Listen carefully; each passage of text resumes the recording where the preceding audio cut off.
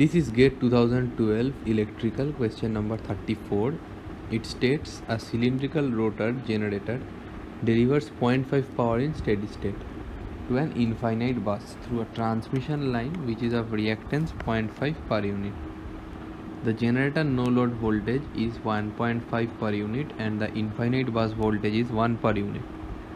The inertia constant is given as 5 megawatt second per MVA, that is 5 megajoule per MVA, and the generator reactance is 1 per unit. Then the critical clearing angle in degrees for the 3-phase dead short circuit fault at the generator terminal is being asked. So this is a question from power system stability, and here in this question you need to know about equal area criteria, which is coming from the swing equation. So first, in order to understand this problem, you need to understand equal area criteria. So first I am defining delta. What is delta? Delta is load or power angle. So for example, this is your rotor and this is your stator, okay, and this is your stator. So for example, this is your cylindrical rotor and your rotor MMF is like this, and your RMF is rotating at synchronous speed, and your rotor MMF is also rotating at synchronous speed. Then this angle delta is the angle between rotor MMF and the RMF, which is delta. But during transient conditions,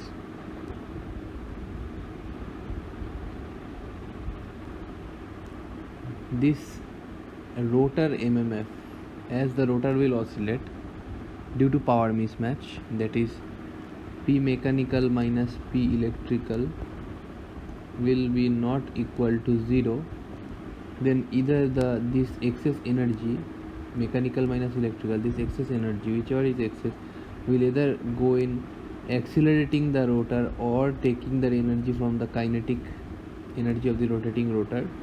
So will either accelerate or decelerate the rotor. So this delta will have some change. So d delta by dt equal to, so change in delta per second. So what is that? That is change in speed. So d delta by dt is nothing but change in omega, that is omega minus omega s, when the rotor will be subjected to acceleration, that is Pm greater than Pe, where Pm is mechanical power and Pe is electrical power, then rotor accelerates. This means your omega will be greater than omega s. This means omega minus omega is greater than 0. This means d delta dt greater than 0. This means delta will increase when omega greater than omega s. Similarly, when Pm is less than Pe, rotor decelerates, as your electrical loads are greater, so it provides a decelerating torque. Load torque is always decelerating over the generation, so it will absorb power from the rotor kinetic energy, as you can also see from the swing equation. So you can see that the swing equation is 2h by omega s d2 delta by dt2, which is equal to Pm minus Pe. Now h is nothing but stored kinetic energy divided by the rated, that is MVA rating of the machine. megajoule per MVA is the unit, where this rated MVA is G. So it can be written also as GH by pi F, where omega is 2 pi F. So D2 delta dt2 equal to Pm minus Pe. You need to understand this, that if this is your electrical power curve, which is Pe, and this is your delta curve, then for example this is steady operating condition when you have Pm naught, and for this machine was operating at this point, because this is electrical power curve and this is mechanical power is constant. This is mechanical power P mechanical, which is a straight line because it is constant, and you match it with the Pe versus delta curve to find the operating point. So we are finding that it is operating here at steady state condition. So let us name this point A. So now at A you see machine was operating at steady state condition. So omega is omega synchronous, that is omega rotor is omega synchronous. This is the mechanical speed of omega rotor. This mechanical speed should be equal to the omega as electrical speed of the RMF. Then only the machine should be in stable condition at point A in steady state condition. Now you increase the mechanical power to Pm1, Pm naught to Pm1. You increase mechanical power, for example. So you increased it to Pm1. So machine operating points come here. Let's say B. So A to B, Pm greater than P electrical, machine starts acceleration. Why? Because d2 delta dt2 equal to Pm minus Pe, or proportional to Pm minus P, which is greater than 0. So this increase, so dt2 delta 2 is positive. That means it is accelerating. So during acceleration we can say omega increases, because omega is d delta by dt. Now if d omega dt is greater than 0, implies that omega is increasing. Now d2 delta dt2 is greater than 0, which means omega increasing. So omega increases, and at point B omega greater than omega s. So machine do not stop at point B, so its speed is still greater than omega s. So machine will continue. During this A to B, omega increases. Now as it crosses B, after B, what happens?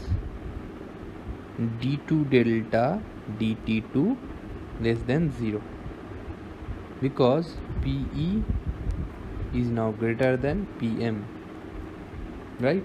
You can see that Pe, this part, is now greater than Pm. So dt2 delta 2 less than 0, that means omega reduces, and a point will come when omega equal to omega s. Let that point be C. So at the moment omega will be equal to omega s at a virtual point C, the d delta dt will be 0. The point at which d delta dt is 0 is a stable point, because machine is not oscillating at that point, right? But what happens is Pm is less than P still. So what will happen? The machine will follow backwards towards B. That is, machine will decelerate. It should satisfy integral Pa d delta equal to 0. This is nothing but equal area criteria. So remember, you need to take accelerating power, so always take the maximum out of the two. Whichever PM or P is greater at that part, take the maximum. For example, between A to B, PM is greater than PE. So what you do? You take PM minus PE. So PM is this and PE is this. So this area, PM minus PE,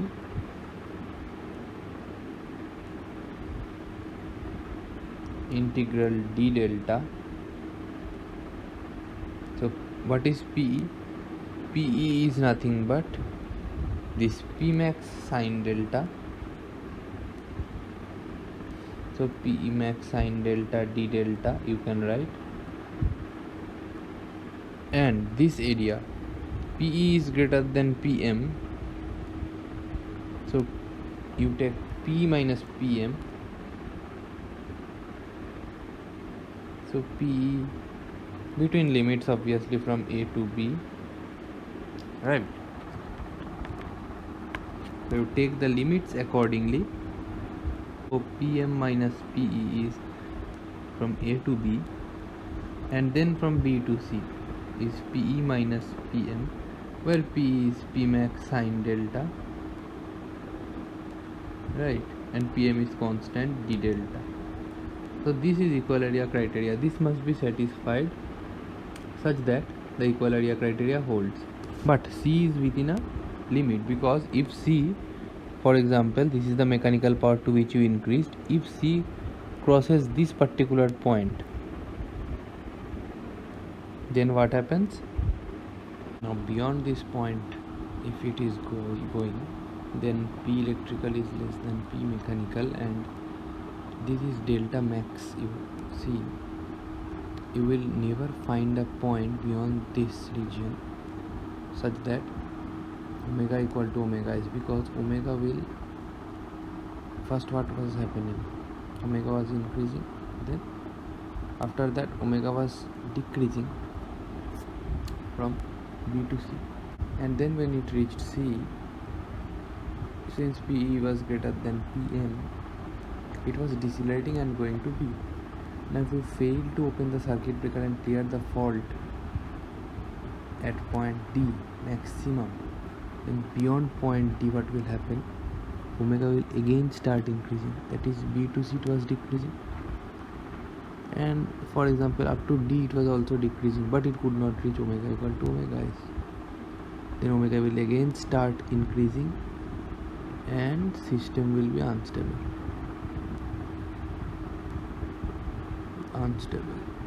Given that the machine is operating steadily at 0.5,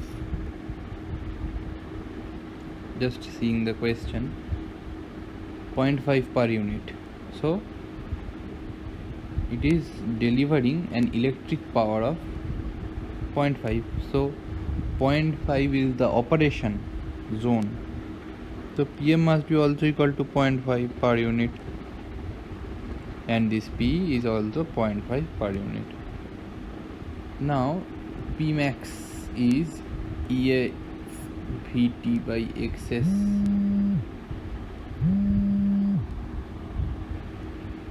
So now what is EF? EF is given as 1.5 per unit. So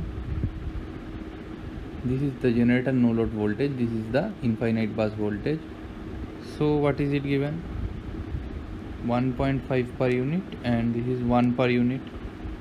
So 1.5 into 1 divided by XS is given as, so you need to take the net reactance, that is the reactance of the generator as well as the reactance of the transmission line, that is 0.5 per unit and 1 per unit, so net is 1.5 per unit. Okay, so here in XS you need to take both transmission line reactance and generator reactance, which is 1.5, so it is boiling down to 1 per unit. So this is P max PE max, which is equal to 1 per unit. So you can find out this angle is 30 degree, right? Because what is this angle? This is P sine delta curve, and P sine delta is P max sine delta, which is 1. So sine delta, this is sine delta curve, where this is 0.5. So delta is 30 degree, right? It was operating initially at this point. Now what you did? Now 3-phase dead short circuit fault occurred. Now see, this is a P versus delta curve, and here you have the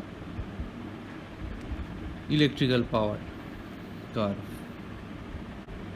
Now you see, this is P mechanical, and this is a point, this is a point. Both the points can be said as stable points, right? No. These both are steady state points. Machine at steady state. But which one is stable? So we need to perturb the system about these points in order to see which of these 2 points, let them X and Y, are stable. Now see, for some reason, let us take the machine operating point to this. This is X, here X1, this is X2. Now let us take from X to X1. This is X analysis, this is Y analysis. So what will happen? X to X1. That is by increasing mechanical power. You can take that. Machine, mechanical power is more, so it will accelerate. When it will accelerate, what will happen? d2 delta dt2 greater than 0. So omega increases, because omega is delta omega equal to d delta dt. Now when this increases, delta omega also increases. Delta omega is omega minus omega s, which is greater than 0. So omega greater than omega s. So it increases. Now beyond this P mechanical point which you took, it will go because of the speed. And as I told you previously, beyond this point, when electrical power is greater than, beyond x1, when P is now greater than Pm, then it will reduce the omega because of deceleration. So see other way around also. P mechanical increase, P electrical should be increased, so delta should be increased. Now beyond this point, P electrical is greater than P mechanical.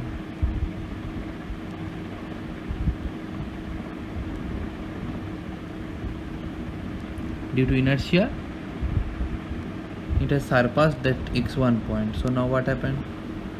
It will decelerate. So omega is starting to decelerate. Beyond x1 it decelerates. When it decelerates, it should reduce the electrical power. So delta decreases. So this point is stable point, as it is automatically reverting back to this point. First going to x1 to x to x1, then going from x1 to x2. When omega is decreasing, x1 to x2 omega is decreasing, x to x1 omega is increasing. After that again goes at a point where x2, where omega is equal to omega s, that is d delta dt is equal to 0. So it is becoming stable. But y to y1, let us take. What happens? P mechanical increases, but delta decreases. You see, delta is decreasing. Then previous case, delta 0 prime, let's say, and delta 0 double prime. Delta 0 double prime less than delta 0 prime. So PE reduces, which it should not. Right, because at this point machine should come to stability. but there is no scope for P electrical to increase. So it is not stable. But here see, P mechanical increase, then delta should be increased to match that. But here P mechanical increase. In order to reach this point, delta is decreasing. When it will not match, because P mechanical should be equal to P electrical, so it is not stable. Now you come to the solution. First you need to see a three-phase fault is occurring, right? Again draw the P electrical curve. How will it look? But we are always drawing it like that, right? But when it actually the fault will occur, let's say P mechanical was here, right? And it was operating happily in this condition in D0. Now it is given as we have already determined also.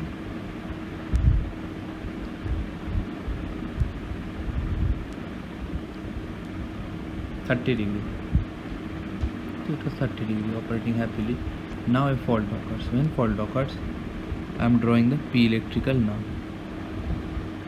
It steadily jumps. It was like this previously. Up to this was alright, P electrical curve. Now as soon as here, fault inception point. At this operating point.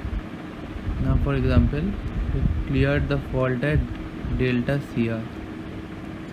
Then machine will again come to this point, from where it will operate again at P electrical. It will start following the P electrical curve again. So this electrical curve is post fault curve, follows P electrical curve.